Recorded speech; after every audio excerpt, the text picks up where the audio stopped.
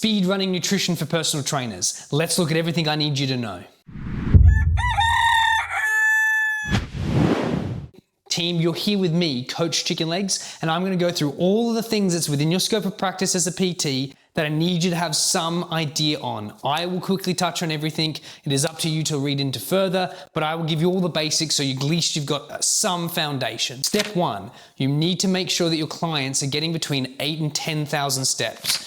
Any more than 10,000 steps, you're going to start running into issues with overuse. Any less than 8,000 steps, we're going to run into issues that the clients are too seated. They're not moving enough. Think like a car. If you flog a car too much, it starts to lose the tread on its wheels. It starts to burn through its fuel and you need to take it to the shop. If you put a car in a garage and let it sit there for too long, it starts to seize up as well. So neither is good. We're looking for the middle. That's why I like 8,000 to 10,000 steps. Use them to track their watch. That's step one. Step two, make sure your client is drinking enough water. We look for about 3 liters a day for the average person, and an additional liter they should be getting through their whole foods like vegetables. Describe to them, if I put a sponge in an empty bucket and move it around, it will tear, just like muscle tissue does in a body that is not full of water. If I fill the bucket full of water and then move the sponge around in there, it becomes quite absorbent and it's stronger. Tell your clients this. If they are dehydrated, it is significantly harder for their body to lose weight properly, and it's really hard for them to gain muscle properly because there's not enough fluids in their body, the thing that's letting chemical reactions happen in them, to allow that to happen. So steps and water are the two most important things. If most clients can do that, you will see how quickly they will change. Next, how much protein are they consuming? Now, the health standard is 0.8 grams a day just to stay alive. It's more indicated these days, it's 2 grams per kilo that you weigh. But to keep stuff simple for them, it is a palm of their hand because it's relevant to them. So are they having about 1.5 to 2 palms of lean proteins or proteins per meal per day? So if they're having 3 meals, maybe between 1 to 2 palms of protein, depending on their size. But a good guesstimate, we're just gonna get a gauge of where they're at.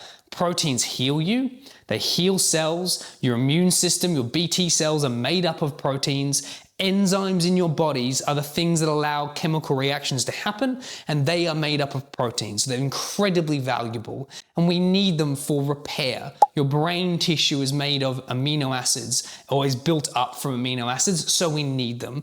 And not all of them we make ourselves, we have to consume them. So it doesn't matter if you're a vegetarian, a pescatarian, a vegan, a carnivore, it doesn't matter.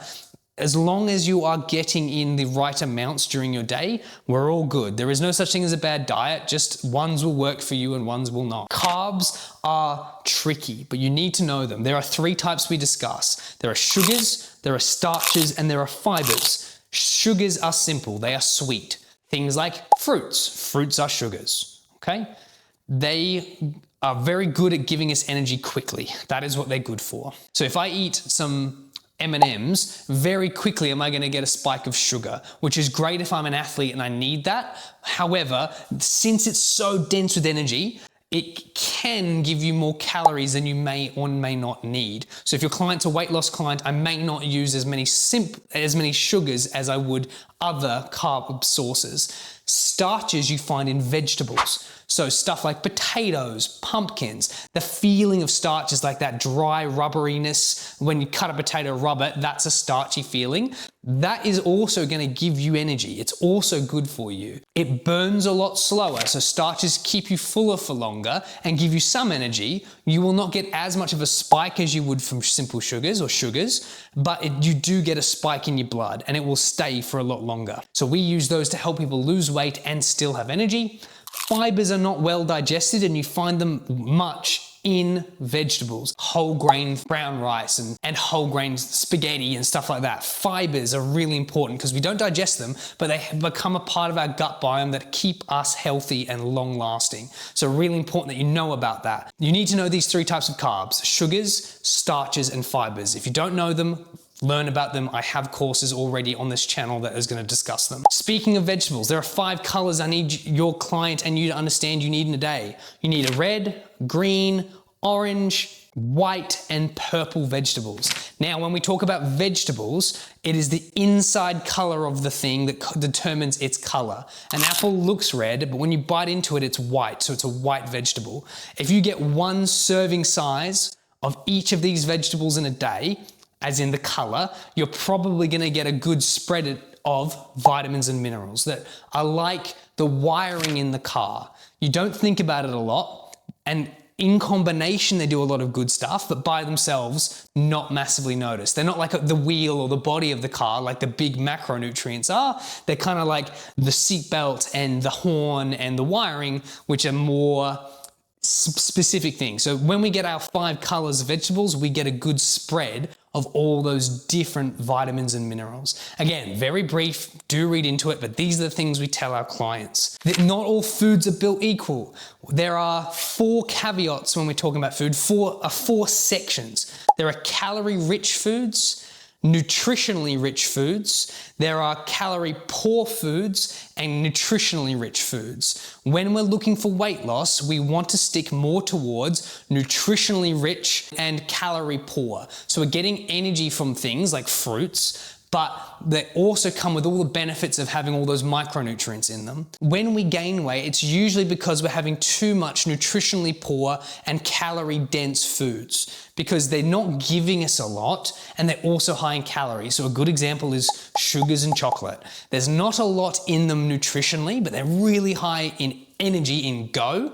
And if you're not a pro athlete or an athlete that needs those extra calories, you've got to ask yourself if they are helping you to achieve your weight gain or weight loss goal. So the 4 quadrants are really important to understand and be able to tell your client these things. When we talk about fats, team, there are 4 fats. There's saturated, monounsaturated, and polyunsaturated, and trans fats. Get rid of trans fats. They basically give you cancer.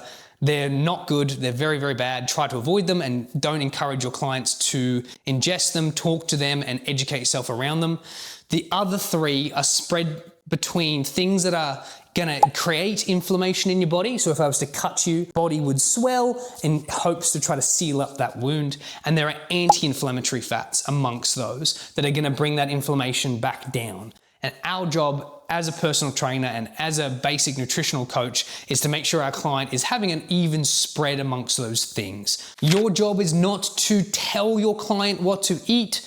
You are not a chef, you are not a nutritionist, you are going to stay in scope. You are just going to suggest to the clients the portions amounts they're meant to eat. So you could do this with an app, you could do this with any of the tools that are online. Your Apple Watch does it for you now. MyFitnessPal does it. It tells you the amounts of stuff, how many grams of things a client is meant to eat. It doesn't specifically tell them what to eat. That's the division line in scope of practice. It is, I'm never telling you to eat more mushrooms. I am telling you you need to increase your fiber intake, or it's a good idea to increase your fiber intake. Always make sure the client is clear with their goal. If they don't know what they're doing and you can't measure it, it is a waste of your time. If they say, I just want to feel better, give them 100 grand. They'll feel a lot better. See, it's not relevant, but I want measurable metrics. I want to lose this amount. I want to gain this amount. I want to be this percentage of fat. I want to run this marathon. I want things I can track. Otherwise, it's very challenging. Tell your client that we lose about 200 grams a week of fat, depending on the size of the person, on average, when we're doing our fat loss journey. Any more than that, you run into concerns that it might come back. Fast weight loss is not good weight loss historically.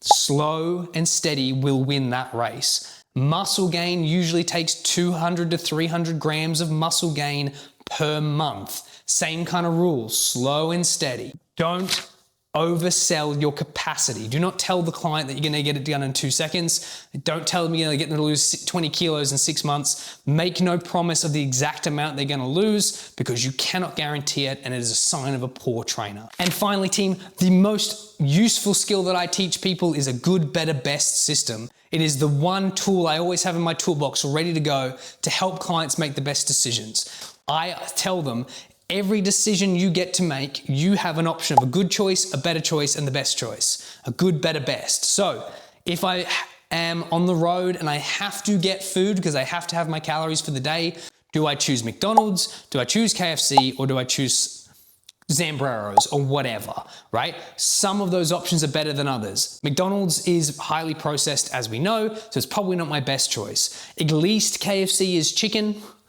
We can see that it's chicken, so it might be my middle choice, but obviously Zambreros, you can build your own burrito, so it has better options. And even, they always have control. We want to give our client control. That is the point of the good, better, best system. So if I was even at McDonald's, I still don't have to have the Big Mac and Coke and ice cream.